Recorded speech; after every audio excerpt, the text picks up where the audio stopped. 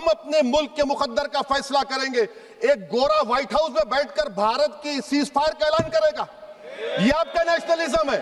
Chairman साहिबा, मैं शुरुआत में अपनी तरफ से ताज़ियत पेश करना चाहूँगा उन 26 लोगों को जिनका नाम पूछकर और मुसलमान नहीं होने के नाते पर उनको गोली मारकर कत्ल कर दिया गया। मैं ताज़ियत पेश करना चाहूँगा मौलाना इकबाल को, जो पूंछ के मदरसुल ज़ियाउल उलूम के मुदर्रिस थे, उस 5 साला लड़की मरियम को जिसको पाकिस्तान की शेलिंग में उसका पेट फट गया।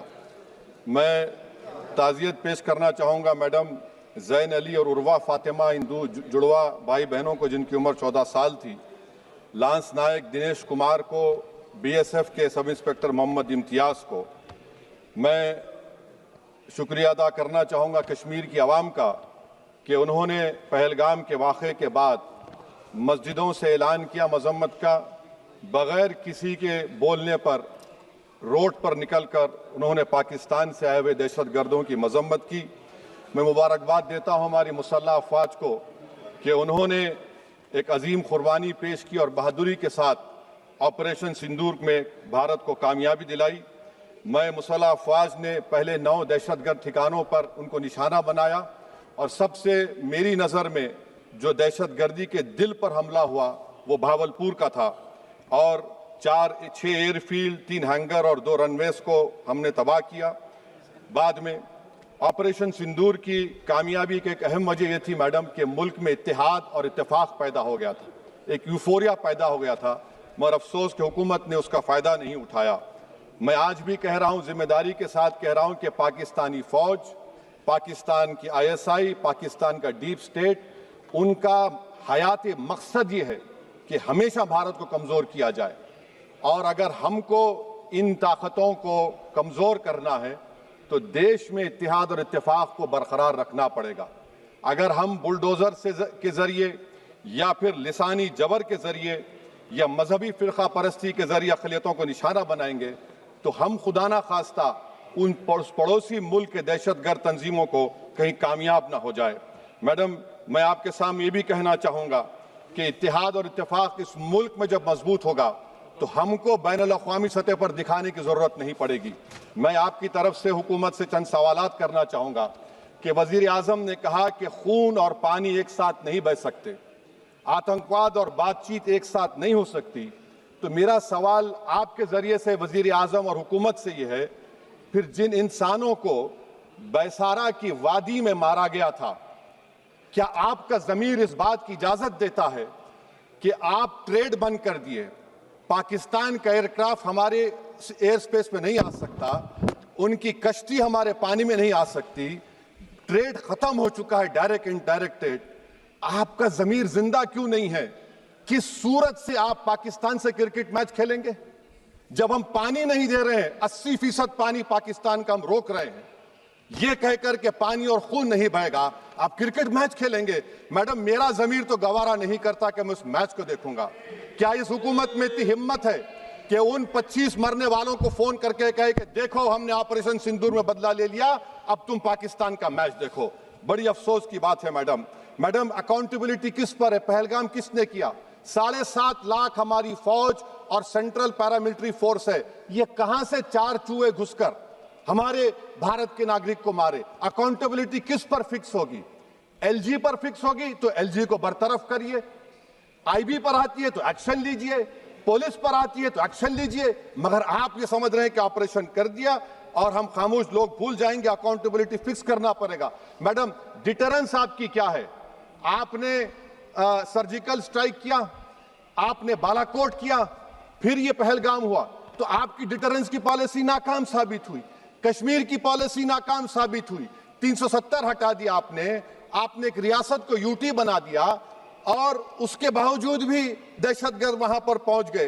तो और अफसोस मुझे इस बात का होता है मैडम कि पाकिस्तान को हम जानते हैं, पाकिस्तान और इजराइल इस पूरी दुनिया में एक फेल्ड स्टेट है और पाकिस्तान के आर्मी चीफ को, जिससे हमारे स्ट्रेटेजिक रिलेशनशिप है, इसको अपना दोस्त कहते हैं, उस देश का प्रेसिडेंट उस शख्स को बुलाकर खाना खिलाता है अपने साथ जिसके भाषण से हमारे लोग मारे गए थे। तो क्या आपकी खारजा पॉलिसी कामयाब हुई? आप देख लीजिए।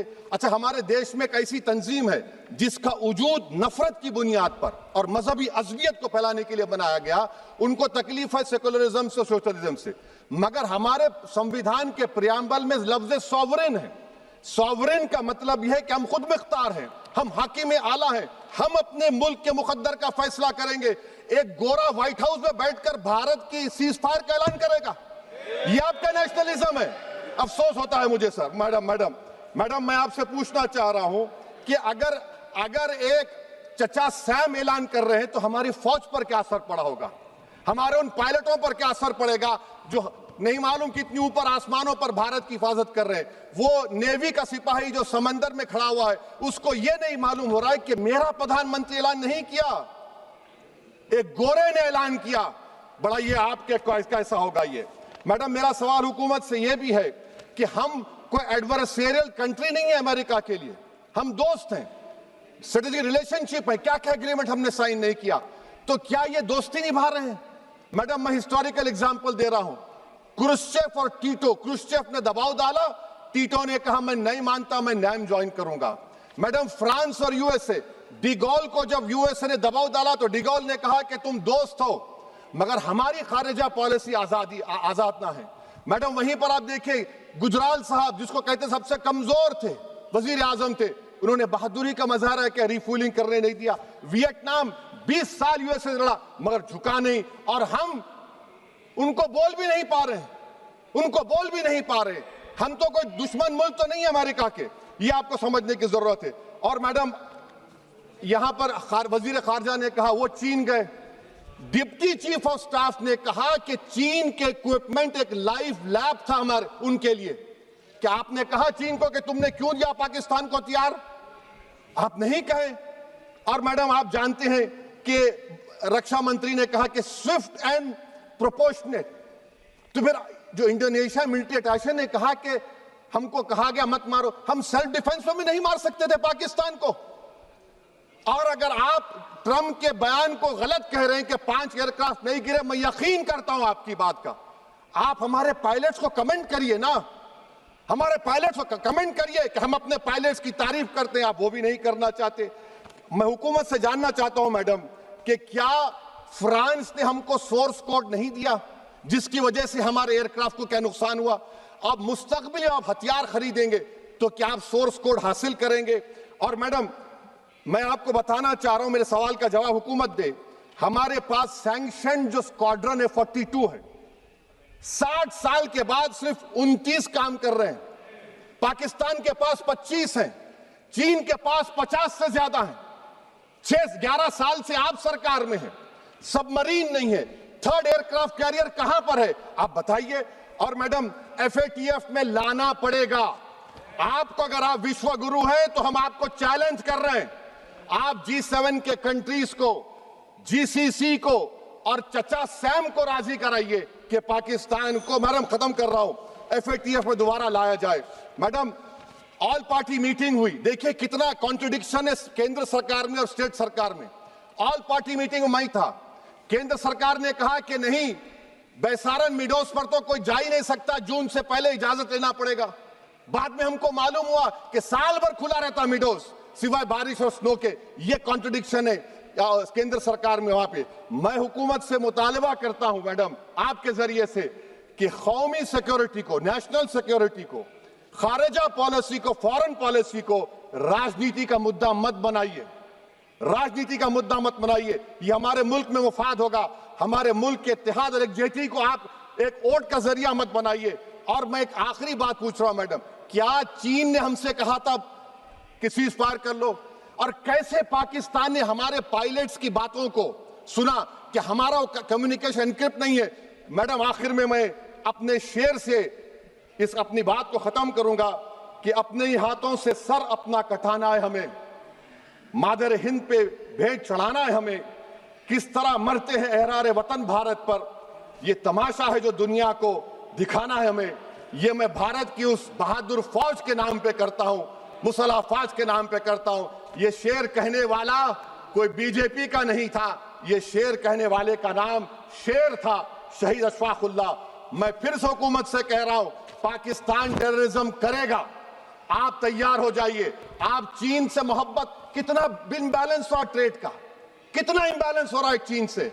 अच्छा, जब गलवान हुआ उस वक्त भी ट्रंप ने कहा था कि मैं बात करूंगा, हमने कहा नहीं बात करेंगे, जरूरत नहीं है। आज ट्रंप हमारे से पहले बोलता है इज्जत नफ्स भी कोई चीज होती है। इख्तिदार में कोई यहां रहेगा, कोई वहां रहेगा, मगर इख्तिदार में इकबाल होना चाहिए। बदबख्ती की बात यह है कि आपने इकबाल को खो दिया। बहुत बहुत शुक्रिया।